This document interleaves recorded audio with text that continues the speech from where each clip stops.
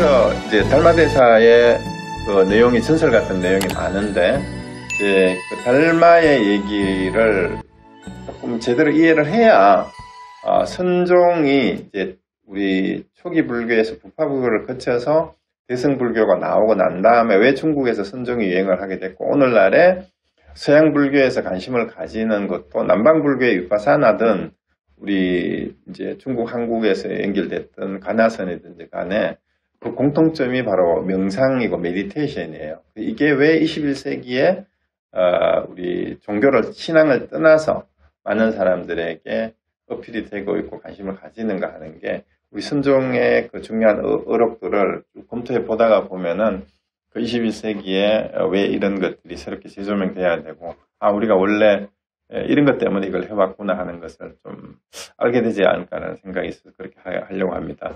자, 그러고 그 다음에 이제 법공양품이니까 빨리 끝낼게요. 뭐 특별히 다른 얘기는 없어요. 413페이지 본문에 가면은요. 또한 제법에 대해서 부처님께서 설하신 바와 같이 수행하며 12인연을 수순하여, 저 얘기도 나오잖아요. 깨닫고 나서도 12인연을 그대로 따라 해야 돼요. 무아를 알았다고 해서 깨달은 사람에게 인연법이 없는 거 아니에요. 현상계를 예를 깨달은 사람도 밥 먹고 자고 다 똥 싸고 해야 되잖아요. 부처님을 자꾸 그게 우상화하지 마세요. 부처님 어떻게 돌아가셨어요? 부처님이 안 늙은 거 아니잖아요. 부처님 신통약 안 썼어요. 부처님도 몸이 늙어서 상한 돼지고기 먹고 배탈 나가지고 돌아가신 거예요. 우리가 똑같아요. 그럼 부처님의 몸도 12인연법을 벗어날 수가 없어요.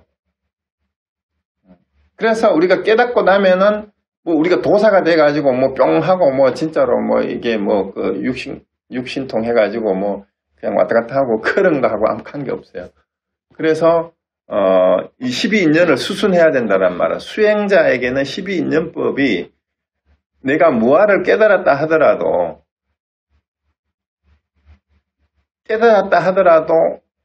행식, 유깁, 촉수, 애치가 그 중에 어떤 거라도 내 생각 속에서 하나가 일어나면 바로 12인연법에 의해서 인과관계가 그대로 진행이 되는 거예요. 현상계에서는. 그래서 12인연 수순하면. 그래서 모든 그릇된 견해를 물리치고 운생법을 얻어서 무아를 결정하고, 자, 이 결론이 무아예요, 사실은. 무아와 12. 현상계에서 움직여가는 거는 12연기법이고, 그 다음에 그 바탕에 우리가 깨달아야 되는 게 무아의 내용이죠. 무아를 결정하고 중생이 없어서, 중생이 없다는 말 얘기도 나오잖아요. 그러니까 내가 없으니까 중생도 없는 거예요. 그 건강경에서 계속 인 중생 수자상이 있으면 안 된다 그러잖아요. 보살이 아니다. 그건 잘못 아는 거다. 그건 내가 없고 중생도 없다는 말이에요. 본래 구제해야 될 중생이 본래 없다라는 얘기예요. 중생이 없어서 인연과 가부에 어긋나거나 다툼이 없어서 나에게 속한 모든 것을 초월해. 그러니까 나에게 속한 게 없다라는 얘기는 무하기 때문에 속한 게 있을 수가 없어요. 그러니까 뜻에 의지하지 하고 말에 의지하냐면, 이 열반경 내 의지처라고 지난번에 한번 했었어요. 뜻, 의죠. 그죠? 뜻자. 올바른 자라 썼는데. 여기에 의지하지, 말에 의존하지 마라. 말 의자라 써요. 이게 말이 아니라는 거예요. 그리고 지혜에 의지하지, 식에 의지하지, 지혜에 의지하지, 아르마지에 의지하지 말아라 이 말이에요. 그 다음에 요의경에 의지하고 불요경에 의지하고, 이거는 일반경에도 그대로 나와요. 법에 의지하고 그러니까 가르침에 의지, 사람에 의지하지 말아라. 요게 네 개의 그 의지처예요. 요거는 꼭 기억해 놓으세요. 요 네 가지 의지처. 뜻은 요자에만 뜻있죠. 그 다음에 말은 말 어자입니다. 뜻에 의지해야 되지, 말에 의존하면 안 된다, 의지하면 안 된다라는 얘기고, 그 다음에 지혜에 의지하고, 지혜 짓자죠. 여기에 의존해야 되지. 식은, 여기 식별자 보니까 분별이에요. 분별로 해요. 식에 의존하면 안 된다. 그 다음에 요의경, 불요의경은 뭐냐면요. 완전한 불법의 이치를 설한 경전이 요의경이에요. 불요의경은 완전한 뜻을 설하지 않은 방편으로 설한 경전을 불요의경이라고 합니다. 그래서 불요의경에 방편으로 비유로 설명한 것을 잘못 믿으면 안 된다라는 얘기예요. 그거는 방편일 뿐이니까. 그래서 부처의 실제 뜻을 제대로 알지 못하고 비유 방편을 써서 말한 경전을 이걸 완전한 진리라고 이해하면 안 된다는 얘기. 요 이유가 있어요. 그러니까 요의경을 의지해야 되지 불요의경을 의지하면 안 된다는 얘기예요. 그 다음에 공부를 할 때 우리가 파벌을 자꾸 짓고 문중이 자꾸 생기는 이유가 뭐예요? 사람의 의지를 하려고 하는 게 그것도 결국은 무아가 안 되니까 파벌을 짓고 사람의 의지를 해요. 진짜 무아의 가르침을 이해했다면 법을 따를 뿐이지 사람을 따를 이유가 없는 거예요. 그래서 법에 의지해야지 사람에 의지하면 안 된다라는 얘기입니다.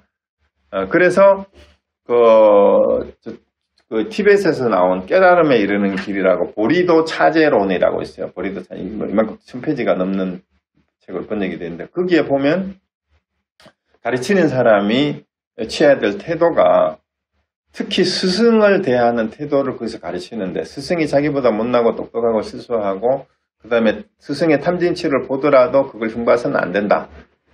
이 얘기가 왜 나올까 내가 좀 우스웠는데 그 이유가 그 사람을 보면 제대로 배우지를 못해요. 그래서 그분이 얘기죠. 깨달은 사람도 탐진치가 완전히 소멸되지 않고 이치는 제대로 알았는데 생활 속에서 그걸 깜빡깜빡 놓칠 수가 있어요. 그래서 우리가 예를 들어서 중고등학교도 선생님이 문제를 풀다가 문제 틀리는 수가 있잖아요. 근데 똑똑한 그 우등생들은 선생님 그거 틀렸는데 하고 지적하는 놈들이 있어. 그렇지만 그 애가 선생보다 잘난 건 아니거든. 그래서 그리고 심지어는 제가 이런 얘기까지 했어요. 내가 어디 가회를 하는데 그 대학생 때예요. 대학교에 그 대구에 좀 좋은 고등학교에 그 과학고등학교인가. 근데 이놈이 되게 좀 애가 좀 건방지고 뭐 부잣집 아들이고 이래서 공부도 맨날 전교에서 1등하고 이러니까 얘가 좀 잘난 척을 하길래 제가 혼을 냈어요. 그때 이제 이승엽이 한참 야구를 잘할 때인데 한국에서 홈런하고 이럴 때인데 야 삼성의 이승엽이가 홈런 더 잘 쳐. 삼성의 감독이 더 잘 쳐. 이러니까 이승엽이 더 잘 치죠. 이 새끼야. 그러면 그런데 왜 이승엽이가 감독 안 하고 그 이승엽 감독 말을 홈런도 더 잘 못 치는 감독 말을 이승엽이가 듣냐 이러니까 말을 안 하는 거야. 내가 임마 니보자도 가끔 틀리는 게 있어도 선생을 하는 이유가 있어. 감독의 말을 들어야 돼. 근데 그 얘기를 한 게 있는데 우리가 스승을 대하는 태도를 말하기 위해서 이 얘기를 하는 거예요. 사람에 의지하지 말고 그 사람이 전하려고 하는 뜻이 그것이 진실되면 그걸 받아들일 수 있어야 돼요. 그래서 거기에는 어긋남이 없는 사람이구나. 아직은 탐진치가 완전히 떨쳐버리지 못해 세상 생활에서는 좀 뭔가 어리숙한 면도 있고 욕심도 남아있지만 저 사람이 가르치려고 하는 것만은 우리가 함부로 할 수 있는 게 아니구나 하는 걸 이제 알아야 된다는 얘기죠. 그 다음에 그 법상에 수순하여 들어갈 바도 돌아갈 바도 없어요. 그러니까 여기 들어가고 돌아갈 바도 없다는 거. 원래 가야 될 곳도 없고 들어가야 될 곳도 없어요. 법상이라는 거. 그게 진리예요. 왜냐하면 원래 있는 그대로 여기 그대로가 진리의 모습이에요. 그러니까 부처님이 깨닫기 전이나 못 깨닫고 깨닫고 나서나 진리는 어때요? 원래 그런 거예요. 부처님은 있는 그대로의 진리를 여실지견한 것이지 부처님이 없는 진리를 만들어내서 창조한 게 아니란 말이에요. 그러니까 거기는 들어갈 바도 돌아갈 것도 다른 게 없다 이 말입니다. 그래서 무아는 부처님이 깨달았지만 무아가 부처님이 발명한 게 아니고 알고 보니까 원래 무아더라라는 사실을 부처님이 알았을 뿐이에요. 그러니까 부처님이 깨닫기 전에도 원래 우리가 다 못 깨달아도 원래 무아는 그냥 무한 거예요. 그 말입니다. 그래서 무명이 필경정멸한 까닭에 무명이라는 건 원래 없는 거예요. 그러니까 그 재행도 필경, 그 재행이라는 것도 원래 없는 거예요. 또한 생도 필경정멸, 그 생도 원래 없는 거예요. 그 윤회가 어디 있어요? 윤회가 없지, 당연히. 이런 말이에요. 필경정멸한 까닭에 늙음과 죽음 또한 필경, 늙음과 죽음이 없다 그러잖아요. 근데 부처님 늙어 죽었다 해놓고는 이거를 또 왜 없다 하냐? 이건 독해력이 부족한 거예요. 무슨 말을 하는지 이해를 하셔야 돼요. 그러니까 필경이란 말은 궁극적인 본래 그 자리에는 이런 게 원래 없는 건데 그럼 그게 왜 있어요? 인간의 사고작용이 만들어낸 환상이고 착각이에요. 그거는 현상계에 대한. 그래서 이와 같이 관찰하되 12인연이 다함이 있다는 상이 없어서 현상계에서는 12인연은 끊임없이 반복될 뿐이에요. 현상계에서는. 그러니까 여기에 사실 초기 불교의 결론이 여기 다 나와요. 요 구절이. 다음에 있다는 상이, 이게 12인연이 끝날 때가 있다. 현상계에서 12인연은 계속 끊임없이 펼쳐져요. 그래서 다시 견해를 일으키지 않으면 바로 이름하여 최법상법의 공양이라고. 이 공양이, 최상의 공양이 바로 이거다, 이 말이에요. 이 궁극적인 걸 깨닫는 게 이거예요. 자, 그 다음에 415페이지에 부처님께서 천지에서 말씀하셨다. 왕자 월계가 야광열을 따라 이와 같은 법문을 듣고 유순인을 얻은 후. 유순인이 뭐 이제 수연행이나 인연법을 따르는 거나 법상에 수순하는 거나 이게 전부 같은 말이에요. 그대로 따른다 이 말이에요. 인연에 따른다라는 말하고 똑같은 겁니다. 그래서 보살행을 그냥 따르는 거고 닦는 거가 똑같아요.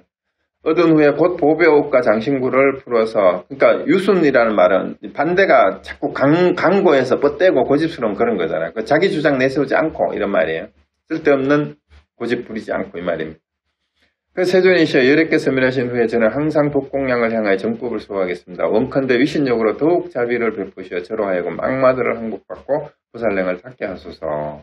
야광 부처님께서 깊은 마음으로 월계가 생각하는 바를 아시고 수기하시되 그대는 미래의 법성을 수호하리라 말씀하셨다. 천재 그때 왕자 월계는 법의 청정을 보고 부처님의 수기를 받아 믿음으로 출가하여 선법을 수습하여 정진한 지 오래지 않아 다섯 신통어도 보살도록 다란이와 끊임없는 변제를 얻었으며 부처님이 멸도하신 후에 부처님 여기서 야광열이겠죠. 그가 얻은 신동과 총지 변제의 실력으로 십서급이 지나도록 야광열에서 굴리시던 법연을 수순에 펼쳐 널리 펴내느라 월계비구는 이처럼 법을 수호하고 부지런히 정진하여 그 몸으로서 100만업의 사람을 교화하고 아늑과 산벌을 물러나지 않게 하였으며 14나유타 사람들이 성문벽지불에 마음을 바라고 무량중생이 천상에서 태어났느니라. 천재 그때의 왕 보계가 어찌 다른 사람이겠는가.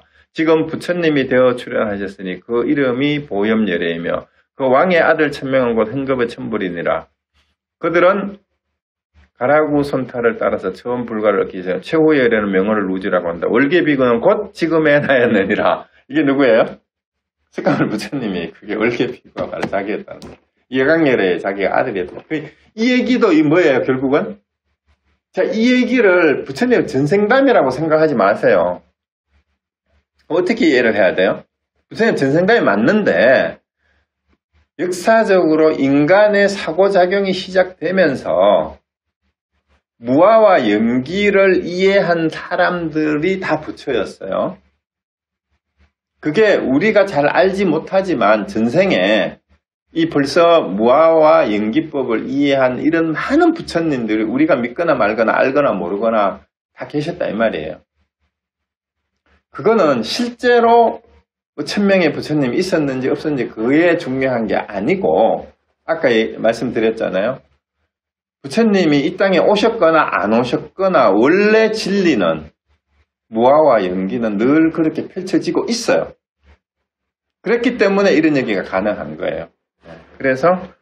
그래서 이와 같이 천재 이처럼 중요한 일을 마땅히 알아야 한다. 법공양이 모든 공양 가운데 으뜸이며 제일이어서 피할 수 없는데 이런 까닭의 천재에 마땅히 법공양으로서 부처님을 공양할지어다. 그러면은 이제 법공양으로서 공양한다는 얘기는 결국은 결론이 무아와 연기법으로서 살아가는 것이 최고의 법공양이다. 결론 그거예요. 그 외에는 아무것도 없어요. 그러면 열애가 있었다, 야광열애가 있었다라는 말도 거짓말이에요. 야광열애가 어디 있어요? 지금 말하는 이 자리에 중생의 마음과 똑같이 함께 그 자리에 있어요. 그걸 이름하여 야광열애라고 했고 여러 가지로 이렇게 했을 뿐입니다. 썰을 풀었을 뿐이에요. 그러면 야광열애는 여러분이 야광열애예요. 여러분이 월계예요. 석가모니 세존이 뭐 2600년에 역사적으로 인도에서 있었거나 말거나 중요한 거 아니에요. 그때 석가모니 부처님이 이 땅에 출연하셔가지고 이 내용을 설하면서 이제 대승경전에서는 그 부처님으로부터 인연이 된 초기 불교의 내용을 각색을 해가지고 유마경은 이제 역사적으로 석가모니 부처님 설한 게 아니잖아요. 이거를 이런 마치 희곡 대본처럼 만들어냈던 이유가 우리 원래가 알거나 모르거나 원래 부처라는 것을 이렇게 한 번 더 밝히기 위해서 이 경전을 써서 법공양으로 후대 사람들이 볼도록 이렇게 해놨을 뿐이에요. 그러니까 이거를 제발 부탁한다가 총루품이에요. 그게 법문품, 그 총문품으로 가봅시다. 부촉한다라는 말이 제발 이거를 좀 제대로 전해라 이 얘기입니다. 제대로 전해라. 제대로 전해라는 얘기예요. 뭐 여러 가지 얘기가 그 밑에 주석에 많이 나오는데 오대산의 그 문수동자 얘기는 뭐 아는 게 생략할게요. 그냥 421페이지에도 그 문수동자 얘기 나오잖아요. 이거 다 알죠. 성안내는 그 얼굴이 세상의 공양이요. 부드러운 말 한마디, 뭐 미묘한 향이로다. 우리 그 찬불과도 부르고 하는데, 그 아름다운 그 마음이 부처님 마음이고, 깨끗한 성품이 진짜 영원한 법신이다. 이런 얘기도 이제 여기 다 있습니다. 거기는 보시고요. 그 다음에 이제 본문 총루품의 이제 본문입니다. 422쪽에 부처님께서 미륵보살에게 고하여 말씀하셨다. 자, 그 왜 이제 미륵에게 고하느냐라는 게 우리가 이제 그 이전까지 미래에 오실 부처님을 흔히 뭐라고 얘기를 해요? 미륵보살이라고 얘기하는데 그거를 맞추기 위해서 이제 왜 문수도 아니고 간세음보살도 아니고 유마거사한테도 부탁을 하지 않고 미륵보살한테 미래를 부탁했느냐? 그거는 이제 미래에 올 부처님이라는 의미로 이제 알려져 있고 그래서 그런데 여기 보세요. 그 미륵이여 내가 지금 무량 아승지고 동안 모은 안욕다나 삼보리법을 그대에게 부축하나니 이와 같은 경전을 부처님이 멸단 말세에 그대들이 마땅히 실력으로서 널리 펴서 이경의 가르침이 연부제에서 끊어져 없어지지 않도록 해라. 자, 우리가 말세다가 부처님 정법이 끊어진다 했는데 여기 분명히 뭐라고 얘기하고 있어요? 미륵한테 말세에도 법이 끊어지지 않도록 해라 이렇게 나오잖아요. 그죠? 그러니까 말세의 이 마경이 21세기에도 이렇게 읽혀지고 있는 거예요.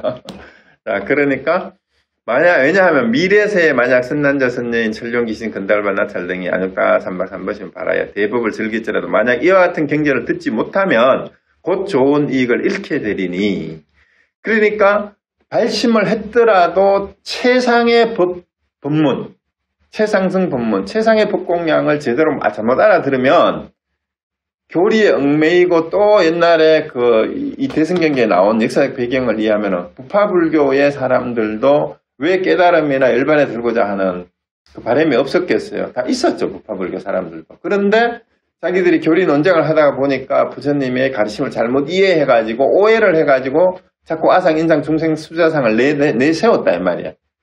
그래서 그게 아니라는 거를 잘못된 가르침이라는 걸 알려주는 이런 법문 바로 이 유마경에서 강조하거든요. 이게 있어야 된다 이 말이에요. 말세에도. 그래서 이제 이와 같은 사람들은 이러한 경전을 듣고 조금이라도 믿고 즐거워하며 효심을 바라며 마땅히 높이 받들며 모든 중생의 원한 바에 따라 이익을 얻게 하고 널리 설해야 할 것이다. 이제 그렇게 이 경전이 있어야 된다 이 말입니다. 그래서 미륵이여 마땅히 알아라. 보살에는 두 가지 모습이 있는데 두 가지 모습이 보살 중에도 두 종류가 있대요. 이 가짜 보살하고 진짜 보살이 있어요. 여러 가지 구절과 글로서 꾸미는 일을 좋아하는 게 이게는 이제 겉으로 보살인 척하는 말만 그럴듯하게 하는 보살이에요. 이게 꾸미는 보살이에요. 둘째는 깊은 뜻을 두려워하지 않고 여실히 능히 들어가나니 만약 여러 가지 구절과 글로서 꾸미는 일을 좋아하는 사람은 이게 이제 문식지사라고 그러는데 이런 여러 가지 구절과 글로서 꾸미는 일을 좋아하는 사람은 마땅히 알라. 이 사람은 신학보살이에요.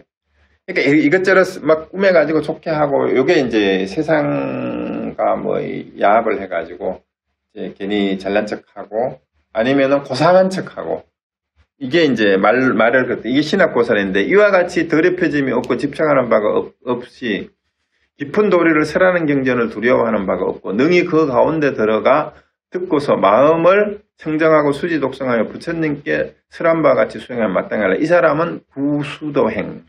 그러니까 신학보살이라는 보살이 있고, 이거 말만 잘 꾸미는 말과 글을.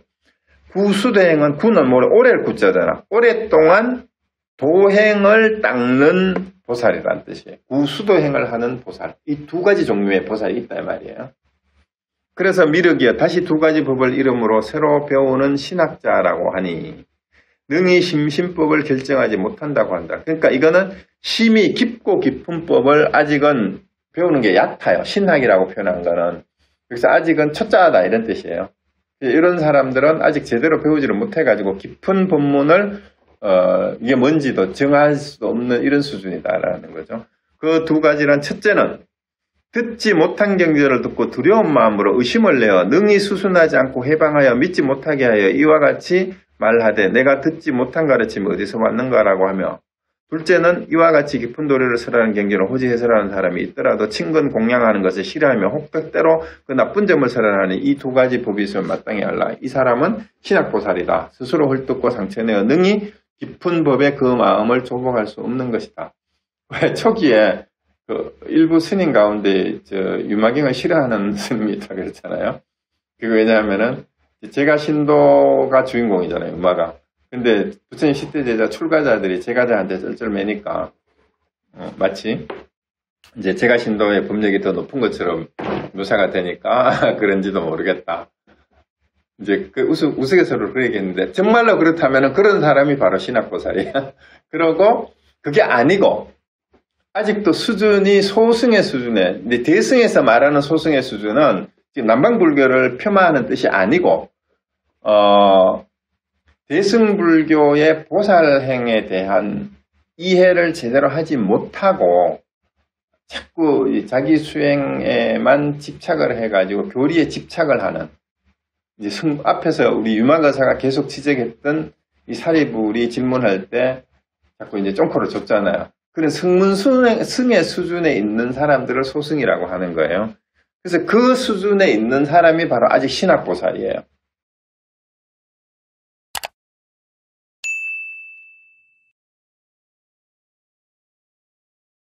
그런데 미륵이요. 다시 두 가지 법이 있으니 요거는 이제 구수도행을 행하는 보살입니다.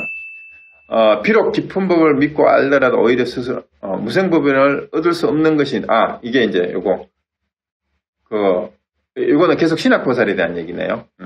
그래서 그 두 가지는 이거를, 자, 요건 좀 다르네요. 깊은 법을 믿고 아는데도 이런 게 있다는 거 알면서도 스스로 헐뜯고 상처내어 능히 무생법인을 얻을 수 없는 이런 수준이 있다라는 거예요. 그러니까 이 대승경전이나 선불교나 이런 게 있는 거 알면서도 그거는 사실은 선불교는 불교도 아니다 뭐 이러고 일부 학자들 중에 그런 사람들이 있잖아요. 그리고 정통이 위파사나하고 부처님이 가르치는 니까야, 암경이 진짜고 대승경전은 가짜다 라고 비방하는 무시를 두고 하는 얘기예요. 이게 대승경전은 부처님이 직접 설한 게 아니다 이렇게 얘기하잖아요. 그래서 이제 배우는 것을 가볍게 여기는 보살이니 가르칠 수 없는 거죠. 둘째는 비록 깊은 법을 신뢰할지라도 행상에 집착하여 분별하는 것이 바로 두 가지 법이다. 그래서 지나치게 형식에 매이고 이런 사람들이 있잖아요. 그래서 이 형식에 매이는 걸 깨트리니까 이 유마경의 내용을 실천한 사람이 중국의 선사예요. 우리가 뭐 잘 알잖아요. 다나소불, 뭐 추우니까 목불을 군불 떼가지고 방을 뜨뜻하게 잤다는 스님 얘기나, 그 다음에 담배를 피우다가 저기 부처님 손바닥에다가 이제 담뱃대를 재를 거기다가 뜨니까 어디다가 함부로 부처님 손바닥에다가 재를 뜨냐 이러니까 그 주변에 부처님의 법신이 온 3계에 두루하다가 온 우주에 충만하다는데 도대체가 부처님 법이 아닌 데가 어디 있느냐, 부처님 몸이 아닌 데를 알려주면은 재를 거기다가 떨겠다 그러잖아요. 이런 얘기들이 나오는 게 이게 뭐예요? 깊은 법을 이 신의 아주 형상에 집착하여 분별하는 그 수준을 선사들이 그런 식으로 에피소드처럼 보여주는 거예요. 아직도 형상에 매여 있는 사람들을 일깨우는 거죠. 선종이 재밌는 게 이런 거를 경전에 있는 내용이 선사들은 그때그때 현장에서 바로 형상에 집착하는 그런 사람들 다 박살을 내버리는 거예요. 그러니까 불상을 불태워버리잖아. 근데 그런 것들을 몸으로 보여줘서 행했던 사람들이 바로 중국의 선사들이에요.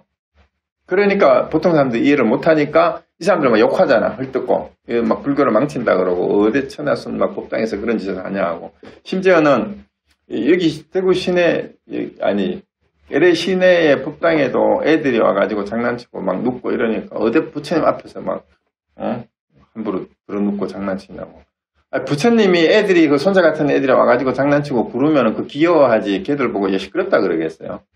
그러니까 그런 수준의 아직 불교를 믿는 사람들. 그 다음에 우리가 어느 절에서 모여가지고 참선하고 요가하고 몸 푸는데 이제 누워가지고 다리 들고 다리 꼬는 거 하니까 어제 부처님 앞에서 다리를 부쩍부쩍 드냐고 못하게 해가지고 요가를 못했어요.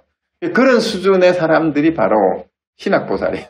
자기들 딴에는 열심히 뭐 부처님 법당에서 뭐 어쩌고 하는데 아니, 부처님도 요가를 다 했고, 건강을 위해서 부처님 앞에서 제자들이 요가하는데 다리를 들건 물구나무를 쓰건 부처님이 싫어하겠냐고. 그러니까 제발 그런 수준의 불교를 좀 넘어가야 돼요. 그런 거는. 그리고 그 공간을 어디다 쓰려고 그래.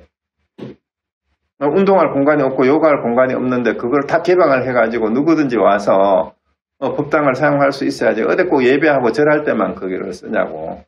불상이 있고 쇠 붙이고 나무 조각이고 다 그렇지. 왜 거기에다가 그렇게 하냐고.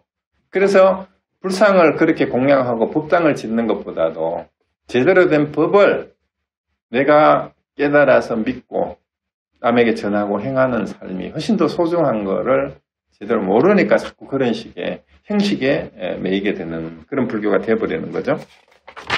자, 그 다음에 또 넘어가 봅시다. 425페이지에 미륵보살이 이와 같이 설한 뒤 부처님께서 하였다. 세존이시여, 일찍이 없었던 일입니다. 부처님께서 말씀하신 바와 같이 저는 마땅히 이와 같은 악을 멀리 여의고 부처님께서 무수 아생직업 동안 모으신 안육다 삼벌법을 받들어 수지하겠습니다. 만약 미래세의 선남자 선녀인 가운데 대승을 구하는 사람이 있으면 마땅히 그들로 하여금 이와 같은 경전을 손에 얻게 하여 그에게 염력을 주어 수지 독성케 하고 타인을 위하여 널리 설하게 하겠습니다. 세존이시여, 만약 후 말세에 이 경전을 수지 독성하고 타인을 위하여 설하는 자가 있다면 마땅히 미륵의 실력으로 건립된 바임을 알아야 할 것입니다. 부처님께서 말씀하셨다. 훌륭하도다 미륵이여, 그대가 설한 바와 같아서 나 또한 그대와 더불어 기뻐하노라. 자, 그래서 우리는 이제 유마경을 같이 공부를 했으니까 미륵의 실력으로 우리가 이 유마경의 이 강좌 자리가 만들어졌습니다. 여러분 그렇게 믿어야 됩니다. 네.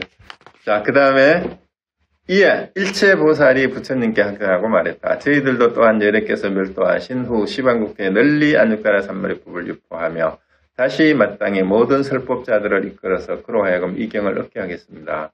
그때 사천왕이 부처님께 하였다. 제제 처처 성업 칠학과 산림 광야에 이 경전이겠죠. 독송해설하는 자가 있으면 저희들은 마땅히 모든 군속을 이끌고 가서 법문을 듣는 까닭에 그 처소에 나가서 그 사람을 옹호하되 악마가 엿보는 곳이면 백유순이라도 지켜서 악마가 스스로 구하는 편의를 얻지 못하게 하겠습니다. 이제 우리 유마경 공부하는 사람은 사천왕도 우리를 보호해 준답니다. 미륵보살도 보호해주고. 그 다음에 그때 부처님께서 아난에게 과연 말씀하셨다. 이 경을 수지하고 널리 입혀도록. 이제 아난에게 이제 미래에 이 법을 펴는 일은 미륵에게, 그 다음에 이제 아난에게는 이 경을 수지하고 널리 유포하도록 펴도록 해라. 이렇게 이제 아난에게 얘기를 하니까 아난이 저는 이미 중요한 것을 수지하고 있습니다만 세존이시여, 이 경의 명칭을 마땅히 무엇이라고 불러야 하겠습니까? 그래서 부처님이 아난이야, 이 경전은 이름하여 유마힐 소설이며, 유마힐 소설이라는 말 우리가 나벌이라는 뜻이 아니고요. 유마힐이 설한 바라는 뜻이 유마힐 정명. 또한 이름하여 불가사의 해탈본문이라고 하나니 이와 같이 수지할지니라. 그러니까 유마힐 소설경이고 불가사의 해탈본문이다, 내용은. 그래서 참 우리가 사량분별로는 헤아릴 수 없는 해탈로 이끄는 본문이다라는 얘기예요. 그래서 부처님께서 이 경의 설법을 마치자 장자 유마힐과 문수사리와 사리불, 아난 등과 모든 천인 아수라와 일체 대중이 부처님께서 설한 바를 듣고 모두 크게 한이하며 믿고 받들어 행하였다가 됩니다. 그래서 여러분들도 제대로 이 유망의 내용을, 가르침을 제대로 깨치고 믿고 수지 독성하면서 행하는 사람이 되었으면 좋겠습니다. 그래서 행은 아까도 말씀드렸지만 끝이 없습니다.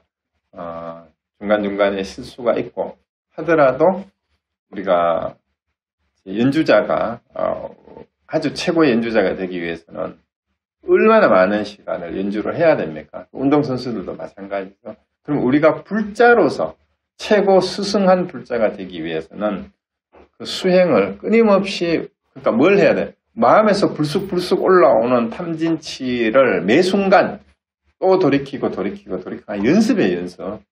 그걸 누가 더 연습을 하느냐의 차이일 뿐이에요. 전에도 말씀드렸지만 이 경전을 공부하고 법당에서 혹은 선방에 앉아가지고 내가 깨달은 것 같고 내 마음이 환해지고 밝아지는 것 같고, 그거는 골프를 예를 들면은 레인지볼 치다가 하나 쫙 맞아가지고 기분 좋게 느끼는 그 수준밖에 안 돼요. 근데 당장 필드에 나가면 또 삑사리 나는데 뭐 안 되잖아요. 그 현실은 그렇기 때문에 계속 연습을 해야 돼요. PGA 우승을 몇 번을 했는 우즈도 꼬라박잖아요. 또. 그러니까 코치 또 새로 들어가지고 계속 스윙 연습을 해요. 7번 아이언부터 매일 해요. 기본부터 매일 한다라는 겁니다. 골프 선수가요, PGA 우승자들도 매일 레인지볼을 7번 아이언으로 연습을 해요. 그럼 우리가 불자로서 아무리 유마경을 공부하고 뭐 건강경도 공부하고 수천번 공부를 했다 하더라도 그거는 레인지볼 치는 수준밖에 안 돼요. 7번 아이언 가지고. 그게 아무리 짝짝 맞아도요, 우승 못해요. 그래서 우리 공부는 그렇게 매일 기본을 잊어버리지 말고 계속 연습하듯이 공부를 해 나갈 때 그것이 몸에 완전히 배어서 어떤 필드에 가도 연습 때처럼 짝짝 맞을 때 우리가 우승자가 되는 거, 최고 경지에 도달하는 겁니다. 그래서 그 연습은 누가 더 많이 하느냐의 차이일 뿐이에요. 제가 이 경전을 먼저 보고 해설을 한다고 제가 더 잘하는 거 아니에요. 현실에서는. 현실에서는 오늘 처음 이 강의를 들었는 분이 현실에서는 실천을 더 잘할 수가 있어요. 그 대표적인 예가 바로 해능대사예요. 출가를 몇십 년 먼저 해 있었던 다른 사람들보다도 왜 해능이 먼저 깨달았느냐 하는 그런 사례가 있지 않습니까? 그래서 우리가 이제 유마경을 이제 처음에 유마가 아프다고 칭병을 해서 이제 중생이 아프니까 아프다라고 얘기를 하는 데에서부터 이제 유마가 이제 그 부처님 제자들을 문병을 오게 해서 보살이 왜 아픈지, 보살은 어떻게 하면은 이 아픔에서 벗어날 수 있는지 이제 이런 얘기에서 시작을 해서 그럼 어떤 것이 진짜 보살 행위냐, 둘이 아니라는 말에 무슨 뜻이냐 이 불이법을 이제 얘기를 하라고 해서 다 토론을 했고 문답이 끝나고 나서 마지막 불도품과 이제 보살 행품, 그 다음에 유마가 누구냐, 우리가 누구냐예요. 내가 누구냐죠. 그게 원래 묘희국의 아촉불 열애가 있던 데서 왔는데 사실은 묘희국이 우리 마음에 있다. 유마도 거기에 있다. 모든 열애가 다 그거다라는 거예요. 그래서 사실은 일체유심조라는 말도 이제 그 말이고, 그 다음에 초기 불교에서부터 계속 이제 가르치고 있던 부처님이 진짜 깨달은 내용을 한마디 네 글자로 얘기하면 모아 연기인데 그 내용을 철저하게 견지하고 매 순간의 삶 속에서 실천하면서 살아내려고 하는 사람들이 대승보살이다. 그리고 유마경은 바로 그 얘기를 가르치고 있는 거다. 결론이 그거예요. 그런데 이제 모아 연기를 제대로 이해를 못하고 자꾸 이 대승경전하고 이게 다르다 뭐 그런 거 아니에요. 똑같은 내용이에요. 그래서 그걸 이해했으면 여러 가지 교리의 문제 이런 것들은 사실은 중요한 게 아니에요. 그것만 이해하고 그러면 이제 다음에 하게 될 달마학의 설명론 내용이나 보조국사의 내용이 그러면은 초기 불교나 우리 유마경에서 얘기했던 거하고 어떻게 연결되는지 이제 한번 검토해 보면서 우리가 공부를 해 나가면은 이제 머리로 다 이해가 될 거예요. 그리고 사실 머리로 이해하는 걸 먼저 사실 할 수밖에 없어요. 그러고 나서 내가 삶 속에서 실천이 되느냐 안 되느냐를 끊임없이 점검할 뿐입니다. 자, 그러면 오늘 강의는 여기서 마치고요. 이제 그동안 뭐 질문하실 거 있으면은 말씀하실 거 있으면 해주시죠. 다음에는 우리 아까 말씀드렸듯이 다음 주 2주 뒤에는 바로 달마 이입사행론하고 혈맹론 바로 시작하고 그 교재 없이 시중에 많이 있으니까 아무거나 보셔도 되고요. 제가 PPT를 만들어서 그날 할 거는 이제 화면으로 보여드리겠습니다. 보여드리고 또 우리가 회장님한테 제가 또 파워포인트 보내드리면은 인쇄해서 보실 분들 보셔도 돼요. 네, 그렇게 하도록 하겠습니다. 이제 우리가 그 불교에서 말하는 그 유의법과 무의법 있잖아요. 그거 할 때 그러면은 우리 같은 사람은 유의법적인 사람이고 재능성사는 태어날 때부터 이제 부처님을 제외하고라도 무의법인 이런 사람으로 태어났는가 이런 생각을 하게 되더라고요. 예. 제 생각에는 환경을 그 해능대사에 알려진 환경이 어땠습니까? 홀어머니 모시는 나무꾼이었잖아요. 그리고 한족 출신도 아닌 변방의 그 이민족 출신이에요. 그러니까 이런 사람이 그때 당시 중국에서 사회적으로 대접을 제대로 받았겠어요? 그리고 자기 잘난 척할 사회적 위치가 됐겠습니까? 그리고 나무꾼으로 그렇게 살다가 보니까 자기를 내세울 게 하나도 원래 없는 사람이니까 안에 뭐가 가진 게 없으니까 내려놓기가 너무 쉬워요. 근데 세상에서 잘난 사람은 자기가 가진 게 많기 때문에 돈이 됐든 권력이 됐든 명예가 됐든 자기 자존심이 됐든 그걸 내려놓을 게 없어. 근데 무식하고 자기가 잘났다라는 생각이 없는 사람은 내려놓으면 된다라는 그 말이 뭐 그거 내려놓을 게 뭐 있어. 그냥 원래 없는데. 그리고 바로 그 말이 확 와닿을 수도 있죠. 그렇죠. 그런데 해능대사가 나무꾼일 때 지나가던 스님이 금강경을 독성하는데 무슨 구절에서 마음이 한개 열렸다 그랬죠? 그쵸. 응무소주 이생기심의 내용이에요. 응당 머무는 바 없이 그 마음을 내라는데 머문다라는 말은 집착한다라는 말이에요. 집착한다. 근데 해능의 입장에서는 이 세상에 집착할 게 아무것도 없었어요. 이미. 가진 게 아무것도 없는데 못 배웠는 데다가 부모도 홀어머니 뿐이지. 이러니까 뭐 집착할 거 없고 마음을 그냥 낸다. 마음만 내면 되는 거야. just do it이야. 그게 이생기심이. 그러니까 바로 마음을 내려놓고 그냥 지금 이 마음 이대로가 생생한 내 삶으로서 살아갈 수 있겠구나 하고 그 마음이 그냥 그렇게 쓰여진 거죠. 그러니까 도대체 이게 그 말이 그냥 확 와닿으니까 그게 무슨 말씀이냐 하니까 정작 그걸 외우고 다닌 스님은 난 잘 모르겠는데 이렇게 되고 저쪽에 그 항매산의 홍인대사라는 분이 가르치니까 그리 가발하죠. 그 무위법의 내용을 바로 깨달은 거예요. 그러니까 그 사고 기능이 그러니까 배운 사람은 생각이 많잖아요. 지식이 많다 보니까 별의별 생각을 다 해요. 근데 이 사람 못 배웠기 때문에 생각할 게 없으니까 바로 무위법으로 바로 갈 수가 있는 거예요. 그래서 제가 농담이 아니고 학력이 높을수록 나이가 많을수록 사회적 지위가 높을수록 공부하기가 힘든 이유가 생각이 많아서 그래요. 가진 게 많으니까. 가진 게 많으면 생각도 지술 많아지거든. 생각할 것도 많잖아요. 그런데 그 육조 같은 분은 그게 마음에 바로 와닿았던 게 그 내용으로 바로 와닿은 것 같아요. 선생님, 진화하고 무화과의 관계는 어떻게 되는 겁니까? 진화라는 말 때문에 쏙지 마세요. 근데 그거 말고 부동열애라고 그랬잖아요. 우리 견아촉분품에서 움직이지 않는 거. 거기서는 뭐라고 이름을 붙이긴 붙여야 되는데 의사소통을 해야 되니까 그걸 견아촉이라고 한 것뿐이에요. 아촉부처. 아촉부처가 진화예요. 그게 부동열애예요. 그 진리를 다른 말로 표현한 것뿐이에요. 그냥. 그런데 자꾸 또 남방불교 하는 사람들은 부처님이 무아를 주장했는데 진화를 주장하는 대승불교는 다시 거꾸로 힌두교로 돌아갔대. 그거 아니에요. 그걸 아는 거를 나도 없고 너도 없다라는 것을 아는 걸 이름하여 그 아는 놈의 주체가 아니고 그 전체를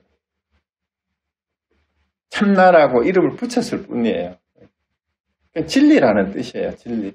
근데 그걸 자꾸 형상화하고 뭔가 따로 우리가 깨달은 거에 대해서도 마찬가지예요. 당신은 깨달았느냐 아니면 너는 이랬을 때 흔히 하는 질문이 저는 저한테 누가 당신 깨달았어요 이렇게 물으면 참 대답을 깨달았다고 하기도 그렇고 못 깨달았다 하기도 그래요. 왜 그런가 하면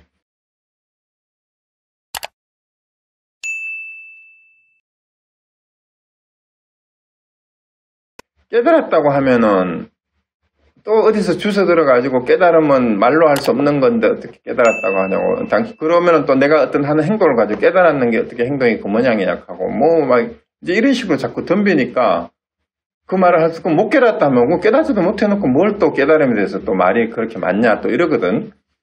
그래서 그걸 피해가는 방법이 뭔지 아세요? 반문을 하는 거예요. 반문을. 당신은 깨달았느냐 이렇게 물으면 저는 단골로 지금 질문하시는 분은 깨달았다라는 게 어떤 거라고 생각을 하세요? 이렇게 물어봐요. 그러면 자기 나름대로 깨달음에 대한 뭐 견해가 있는 사람 얘기를 해요. 그 착각입니다. 깨달음 그런 거 아니에요. 그럼 저보고, 그럼 나보고 어떻게 하세요? 깨달아 보세요. 이렇게 할 수밖에 없어. 그러니까, 깨달음에 대해서 어떤 상을 가지면 안 돼요. 깨달은 사람은 이럴 거다. 그런 건 없어요. 예를 들어서 뭐 오매이려가 되느냐, 뭐 몽중이려가 되느냐, 그 손엉터리 말장난이에요. 그건 말도 안 되는 소리예요. 왜? 진리는 몽중 원래 이려예요. 원래 이려. 네가 되느냐? 나는 무아를 알기 때문에 나는 되느냐 안 되느냐 생각도 안 해봤어. 이래버리면 끝이에요. 내가 없는데 내가 되기는 뭘 돼? 이렇게 돌려주면 돼요. 그러니까 그래서 그게 왜 그런 말들에 자꾸 헷갈리냐 하면, 무아가 분명하지 않으니까 질문하는 사람한테 자꾸 돌려줘 버리면 돼요. 당신은 무아를 안다면 그런 질문이 쓸데없는 질문 아닐까요? 이렇게 돼버리면 돼요. 좀 공손하게 한다면은. 무아를 철저히 이해하면 그런 질문 자체가 쓸데없는 질문인 것 같습니다. 요즘은 좀 이렇게 공손하게 대답해, 옛날에는. 옛날에는 이제 그렇게 물으면 몽중이래가 됩니까? 이러면 저는 꿈 깨세요. 네, 이래 버려서. 그럼 뭐 오메이리가 됩니까? 이러면은 아이고 아직도 눈 뜨고도 잔다더니 눈 뜨고 자고 주무시는 것 같네요. 이 말은 뭔 말인지 못 알아듣는 거야. 몽중일이라고 대답하는 사람이 몽중이니까 꿈을 생각하고 있잖아. 그 사람 꿈꾸는 사람이니까 꿈 깨세요. 내가 한 거예요. 오메이리는 잘 때나 깨어 있을 때나 같습니까? 그 사람 생각 속으로 잠을 생각하고 있으니까 내가 아이고 깨어나세요. 이 선사들은 그렇게 대답을 해요. 왜냐면 그걸 직설적으로 그냥 이렇게 지적을 해주는 거거든. 그 사람이 지금 꿈속에 몽중일이가 됩니까? 하고 묻는 사람이 꿈꾸고 있는 거예요. 꿈속을 헤매고 있는 사람이니까 꿈 깨라. 이렇게. 그러니까 이제 선사들은 그런 사람한테 예인엄마 꿈 깨라 하고 몽둥이로 대갈통 한 방 때리고, 그 선사들은 그렇게 거칠게 다루었어. 아까도 얘기했잖아요. 부드럽게 다루는 법이 있고 거칠게 왜 그럼 거칠게 다루느냐? 아무한테는 거칠게 안 다루어요. 예를 들어 유치원생이나 국민학생을 그렇게 다루면 안 되지. 근데 대학생은 돼가지고 불교를 예를 들어서 계속해서 몇 년을 공부를 했어요. 대학생이라는 얘기는 불교를 따져서 6년, 중고등학교 6년, 10년 이상 공부를 해놓고도 또 그따위 질문을 하면은 대학생이 돼서도 유치원생 같은 질문을 하니까 대갈통을 때릴 수밖에 없지. 그 선사들한테 와 있는 수자들은 이미 강원을 다 거치고 행자생활 거쳐가지고 기본 교리를 다 고치고 선방에서 이제 마지막 깨닫자라고 들어온 사람들이잖아요. 근데 그런 사람들이 그런 유치한 질문을 하면은 그냥 주장자로 대갈통을 박살나게 때릴 수밖에 없지. 왜냐하면은 출가해가지고 신도들이 갖다 바치는 밥 먹고 옷 입고 밥 축내고 있으면서 아직까지도 식충처럼 밥감도 못하는 이놈들은 대갈통 맞아서 당연한 거지, 그거는. 그런데 그러니까 옛날 조사들은 그런 스님들한테 그렇게 하고 물으면은 또 불법이 뭡니까 하고 물으면은 그냥 휘딱 뛰어버려가지고 그 옛날에 뭐 문턱이 있잖아. 뒤로 미니까 뒷발치다가 발이 걸려가 넘어졌어. 근데 저기 그 임재스님이나 마조스님 같은 사람 거기에다가 문턱에 발이 걸려 있는데 문을 콱 받아가지고 다리가 부러지게 만들 뿐이다. 그런데 그 제자가 그 다리가 부러져가지고 아야 하는 사이에 그 순간에 깨달았다고 하는 그런 일화들이 많아요. 왜 그렇게 거칠게 다루냐? 막판에 깨줘야 되는 거야. 자꾸 그런 관념적인 걸 가지고 와가지고 입하고 하는 사람들한테 아예 그냥 입도 뻥긋 못하게. 그래서 어떻게 하냐? 정진을 하게 하는 거죠. 누구는 들어가가지고 물었다가 대갈통 30방에 맞았대. 그러니까 야, 이게 잘못 물어도 안 되고. 근데 질문을 안 하면 또 뭐라 그러거든. 그래서 정신을 바짝 차리게 만드는 효과가 이제 그런 효과도 있는 거죠. 근데 그걸 아는 사람은 예를 들어서 그 마조 밑에서 그랬나? 누구지 그 스님이? 등운봉 스님한테 했던 그 등운봉 같은 제자가 있으면은 뭐 천하의 임재나 마조도 당하기 거꾸로. 어쩌냐 하면은 마조 스님인지 임재 스님인지 내가 모르겠네. 어쨌든 뭐 누군지는 중요한 거 아니에요. 어느 이제 산에서 여름이었나 봐요. 큰 이제 나무 밑에 좀 기대가지고 다리를 쭉 뻗고 낮잠 자고 있었어. 나무 밑에서. 근데 그 앞에 이제 길이 지나다니는 산길이 있었는데 등운봉이 그 제자인데 이제 등운봉이 나무를 수레에다가 잔뜩 싣고 이제 오르막에서 밑에서 막 내려오는데 이제 이게 혼자 힘으로 수레를 막 내리막에서 이게 멈추기가 힘들잖아. 그러니까 저 앞에 보니까 마조스님이 두 다리를 쭉 뻗치고 길가에 자고 있는 거야. 그래가지고 이제 등운봉 스님이 스님 저기 나무 수레 내려갑니다. 다리 다칩니다. 다리 좀 치워주세요. 이러니까 마저는 거기 앉아가지고 한번 뻗은 다리는 멈출 수가, 저게 거둘 수가 없느니라 이런 거야. 그러니까 등운봉이 어쩝니까? 한번 가던 수레는 멈출 수 없습니다 하고 그 다리를 치우고 지나가는데 다리가 부러졌어. 다리가 마저스님. 그러니까 마저스님이 그러고는 등운봉은 이제 나무 수레를 다리를 치우고 지나가지고 휙 지나가서 저쪽에 가버렸어. 그래서 다리가 앞으로 아이고 다리 하고 와가지고 뚝뚝뚝거리고 이제 저에 들어와가지고 야 어떤 놈이야 내 다리 치고 간 놈이 이 새끼 일어나와 당장. 그래가지고 그 곳간에 가가지고 도끼를 들고 나와가지고 내 다리 치고 지나간 놈 이리 나와 빨리 안 나와 이러고 전부 집합한 거야. 집합해놓고 내 다리 친 놈 누구야 이러니까 어떻게 했어요 등운봉이? 도끼를 들고 막 이렇게 설치니까 등운봉이 앞으로 쑥 나가가지고는 목을 쑥 내밀었어요. 그러니까 마저가 도끼를 놓고 자기 방에 들어가 버렸어요. 그 왜 그랬을까요? 왜 그랬을까? 이게 하두예요. 이제 제가 답을 다 얘기했어요. 먼저 생각을 일으킨 놈이 그렇게 그 생각 때문에 그렇게 된 거예요.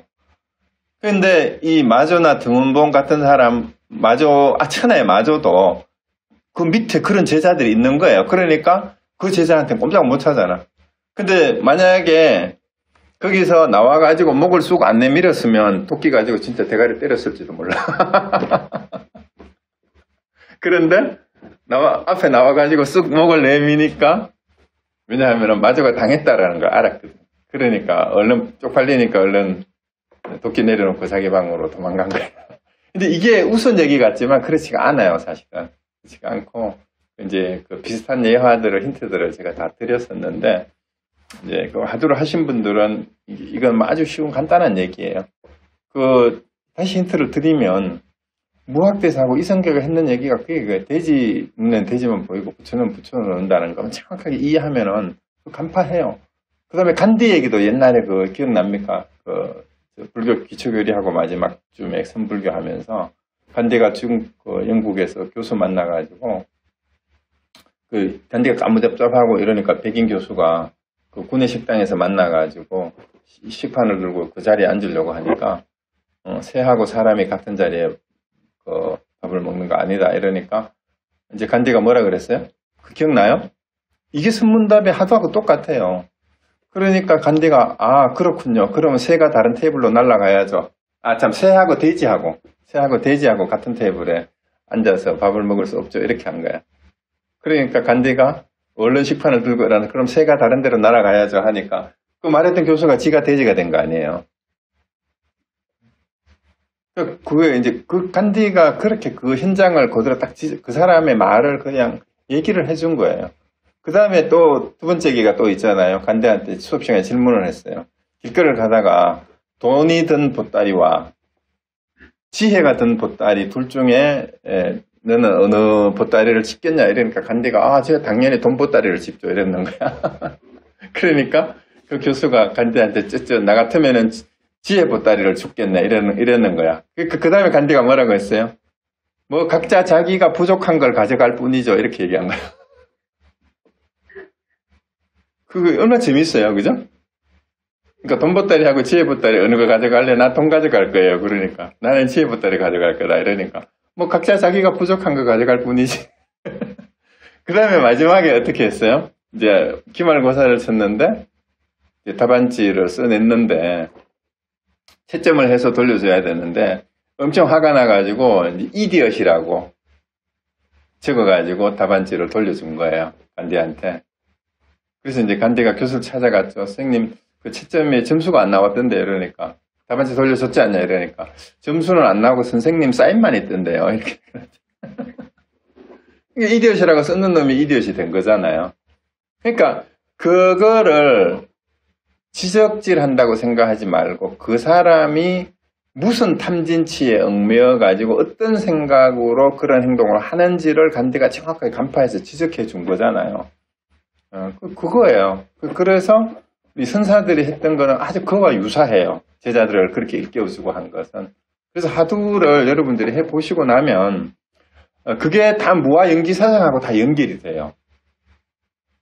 왜냐하면은 무명행식으로 그런 생각을 일으켰기 때문에 네가 바로 일체 유심제의 내용이에요. 전부 다 그게. 네가 생각을 일으키는 순간 네가 바로 그런 사람이다 라고 이렇게 얘기가 되는 거죠. 근데 그 교리 따로 놀고 선문답이 따로 놀면 안 돼요. 일체유심조니까 네가 그 생각을 하는 순간 네가 돼지가 됐다.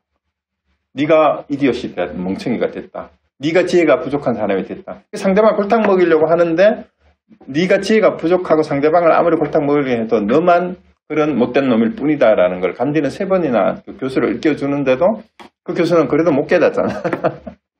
자기가 창피한 줄 모르잖아. 우리가 세상을 살아가면서 어떻게 살아가느냐 하는 게 그런 거예요. 불교 공부를 하면서도 교리나 계율이나 이런 것들을 형식화해버리는 데에서 모든 종교가 문제가 생겨요. 모든 종교에는 자유롭게 살도록 하기 위해서. 기독교에도 진리가 너희를 자유롭게 하리라 그랬잖아요. 근데 자꾸 거기에 교리에 얽매이게 되면은요, 구석이 돼요. 집착이 돼요. 그래서 우리 불교에는 아예 이제 해탈을 목표로 하니까 모든 것으로부터 해탈인데 불교로부터도 해탈해야 돼요. 불교의 가르침으로부터도. 교리가 중요한 게 아니고 해탈된 삶을 사는 사람에게는 부처라는 말이 뭐가 필요해요? 그냥 살면 되지. 그러니까 오직 모를 뿐. 모른다는 건 뭘 모르느냐. 내가 이제 단지 불회면 시직견성이라는 말이 있어요. 다만 알지 못하는 줄 알면 그것이 곧 견성이다. 내가 안다라는 생각이 항상 주어를 생각하면 돼요. 안다라는 게 내가 안다잖아. 내가 없는데 안다라는 말 자체가 성립이 안 돼요. 그러니까 알지 못한다라는 말은 무아를 자각하는 데에서 오직 모를 뿐이라는 말을 하는데 그것도 오직 모를 뿐이라는 말이 뭔가 또 멋있는 말인 것처럼 뜻도 모르면서 오직 모를 뿐. 오직 모를 뿐이라는 말은 그 나라고 하는 그거는 알 수 있는 존재가 아니에요. 실체가 없기 때문에. 그래서 모를 뿐이에요. 없는데 뭘 알아. 이건 가짜인데. 가짜를, 허상을 아는 게 아니잖아요. 나라고 하는 관념 자체가, 주체라는 자체가 허상이고 가짜란 말이에요. 그걸 어떻게 알 수 있어? 그거 안다는 말을 하는 게 웃기는 거죠.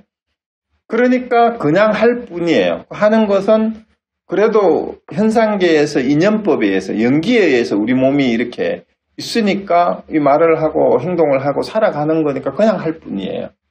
그러니까 just do it이잖아요. 그 나이키의 옛날 광고 문구가 just do it인데 그거 왜 그런지 다 아시죠? 숭산 스님 제자가 그 나이키의 그 무슨 임원이었대요. 그래가지고 나이키 광고가 just do it이 된 거야. 알고 했는지 모르고 했는지 모르지만 잘 몰라도 just do it이라는 얘기가 그 농구하고 길거리에 노는 놈들한테도 그게 뭔가 멋있어 보이잖아. 그 법문은 그런 거예요. just do it. 그냥 오직 할 뿐이잖아요. 진리는 원래 그런 거예요. 원래 알든 모르든. 그래서 몰라도 그게 재밌는 거예요. just do it 하면.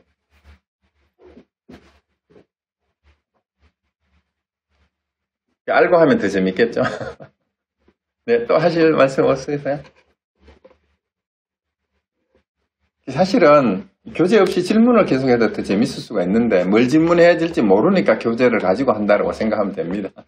그러니까 끊임없이 자기 의문이 자기 삶 속에서 자기 의문하고 이 교재의 내용하고 연결돼서 그게 내 질문이 되고 또 서로가 이렇게 소통하는 답이 되고 그렇게 돼야 공부가 오히려 더 잘 되는 것 같아요. 그래서 너무 이 교리에 얽매이지 말고 핵심적인 내용이 뭔지만 잘 이렇게 붙잡고 그 중에서 내가 하루하루 살아가면서 내가 놓치고 있는 게 뭔가 요거를 계속 되뇌이면서 공부를 하다가 보면 자꾸 익숙해집니다.